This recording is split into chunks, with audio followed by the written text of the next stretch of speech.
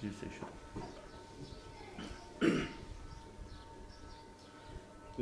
ونصلي ونسلم على رسوله الكريم اما بعد فاعوذ بالله من الشيطان الرجيم بسم الله الرحمن الرحيم واستعينوا بالصبر والصلاة وإنها لكبيرة إلا على الخاشعين الذين يظنون أنهم ملاقو ربهم وأنهم إليه راجعون سبحان ربك رب العزة عما يصفون وسلام على المرسلين والحمد لله رب العالمين۔ حضرات محترم، سورہ بقرہ کی یہ 2 آیتیں ہیں۔ ان آیتوں میں اللہ رب العزت نے جو بات ارشاد فرمائی ہے وہ یہ ہے کہ مدد طلب کرو صبر اور نماز کے ذریعے، اور بے شک یہ بڑی چیز ہے مگر ڈر رکھنے والوں کے لیے کہ جو اپنے رب سے ملاقات کرنے والے ہیں اور اس کی طرف لوٹ کر جانے والے ہیں۔ اس آیت میں رب کریم نے فرمایا ہے کہ تم دنیا اور آخرت کے تمام کاموں میں نماز اور صبر کے ذریعے مدد طلب کیا کرو، چاہے دنیا کا کوئی کام ہو یا آخرت کا کام ہو۔ اسی طرح کسی بھی قسم کی کوئی پریشانی کی نوعیت ہو تو قرآن کریم نے یہاں پر صبر اور نماز کے ذریعے مدد طلب کرنے کو کہا ہے۔ صبر کسے کہا جاتا ہے؟ صبر کی مختلف انواع ہوتی ہیں۔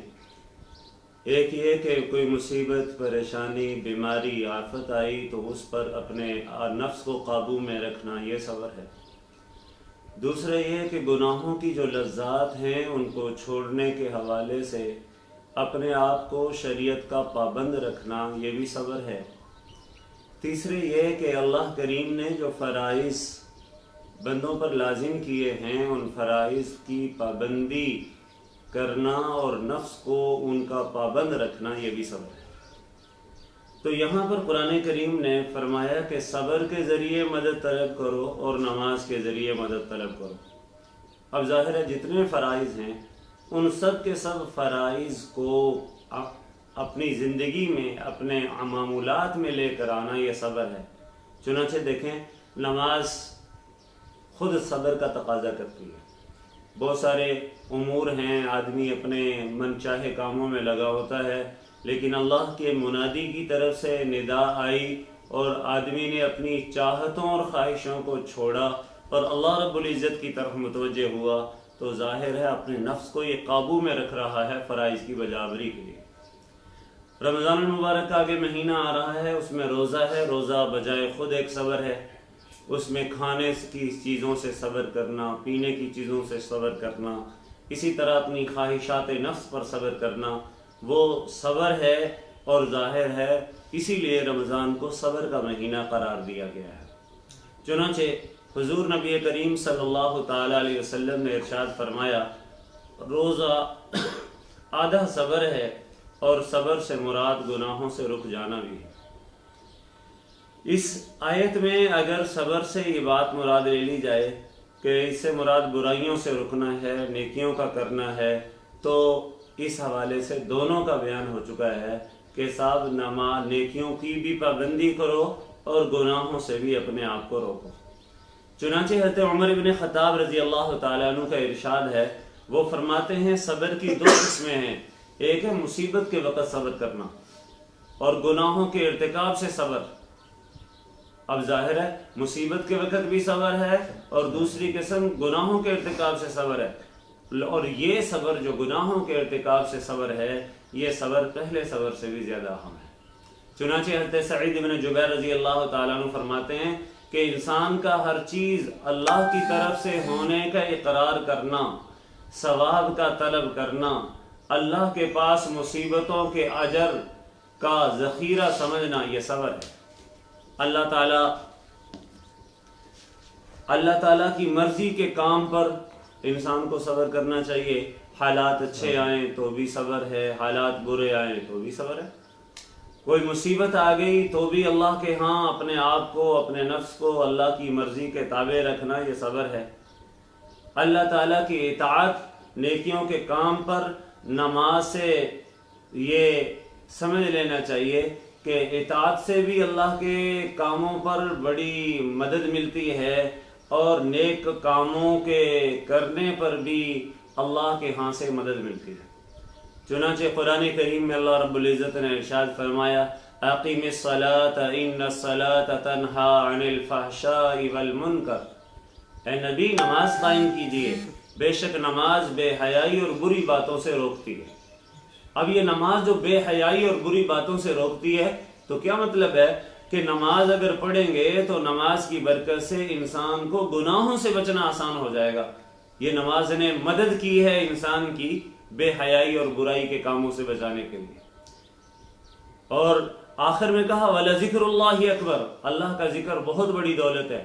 چنانچہ حضرت حذیفہ بن الیمان رضی اللہ تعالیٰ عنہ ارشاد فرماتے ہیں کہ رسول کریم صلی اللہ علیہ وسلم کو جب بھی کوئی کام مشکل اور غم میں ڈال دیتا تو آپ صلی اللہ علیہ وسلم نماز کی طرف متوجہ ہوتے تھے، فوراً نماز میں لگ جاتے تھے۔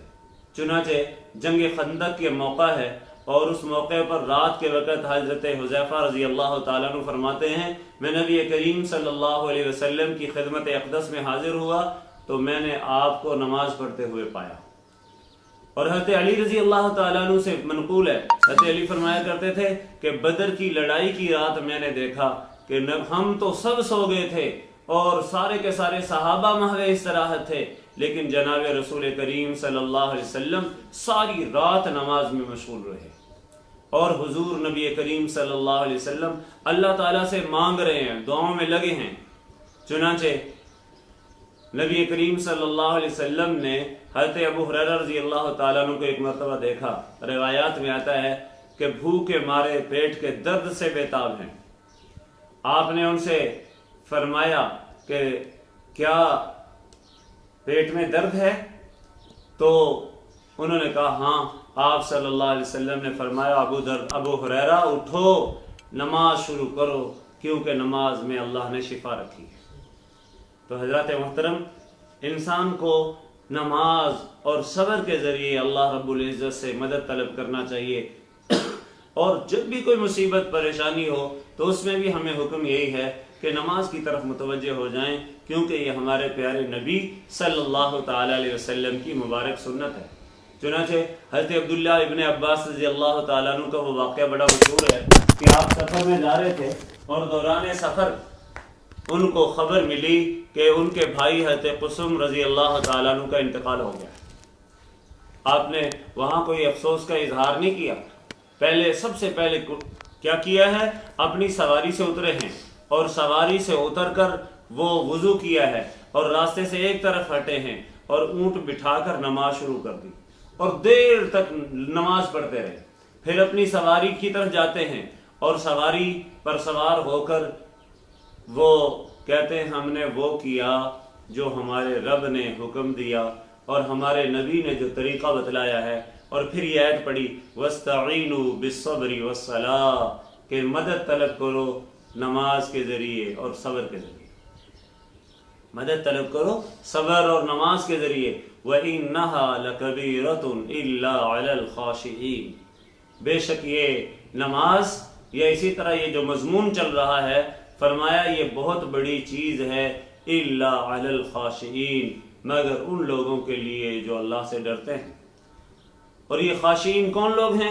آگے ان کی صفات بیان کی جا رہی ہیں، الَّذِينَ يَظُنُّونَ أَنَّهُمْ مُلَاقُو رَبِّهِمْ، یہاں ظن جو ہے وہ یقین کے معنی میں ہے، وہ لوگ جو یقین رکھتے ہیں کہ اپنے رب سے ملیں گے۔ اور ظاہر ہے رب سے ملاقات انسان کو، اور رب سے ملاقات کا یقین انسان کو بہت ساری برائیوں سے بچا لیتا ہے۔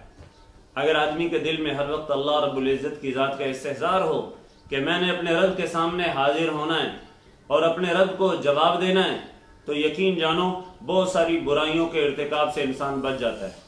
چنانچہ قرآن کریم میں ہے وَأَمَّا مَنْ خَافَ مَقَامَ رَبِّهِ وَنَهَى النَّفْسَ عَنِ الْهَوَىٰ فَإِنَّ الْجَنَّةَ هِيَ الْمَأْوَىٰ، وہ شخص جو اپنے رب کے سامنے کھڑا ہونے سے ڈر گیا، یعنی جس کے دل میں اس بات کا یقین آ گیا کہ میں نے اس عارضی فانی زندگی کا حساب دینا ہے اور اپنے رب کو اس کا جواب دینا ہے اور اپنے رب کے سامنے میرا حاضر ہونا یقینی ہے، تو اور ساتھ کیا کیا؟ وَنَهَا النَّفْسَ عَنِ الْهَوَىٰ، اپنے نفس کو خواہشات سے روک لیا، تو فَإِنَّ الْجَنَّةَ هِيَ الْمَأْوَىٰ، تو بے شک جنت اس کا ٹھکانہ ہے۔